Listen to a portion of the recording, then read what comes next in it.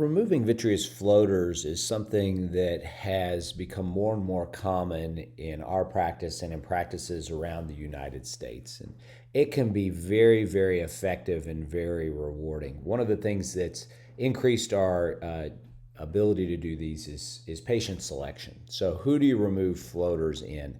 I like three basic things when I'm thinking about removing vitreous floaters in a patient. First of all, I like for them to be very symptomatic. It has to affect their activities of daily living. They have to be pseudophakic, and the floaters have to have been there for more than 6 months.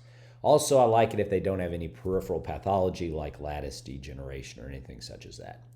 Now, one of the things to prevent the recurrence of floaters when you're removing them, I believe, is if a patient has floaters, and most of the time they will have a PVD, is inducing that PVD and getting that vitreous separated. One of the other things that I think is absolutely critical is if a patient is pseudophakic, and in most cases we want them to be pseudophakic, if they have not had a YAG capsulotomy, open that posterior capsule.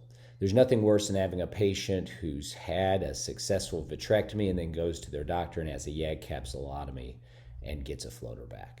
And then finally, one really critical thing at the end of all of these cases is you have to look at the peripheral retina. The last thing that we want is for a patient undergoing an elective procedure such as this to end up with a retinal detachment. Thanks so much for watching.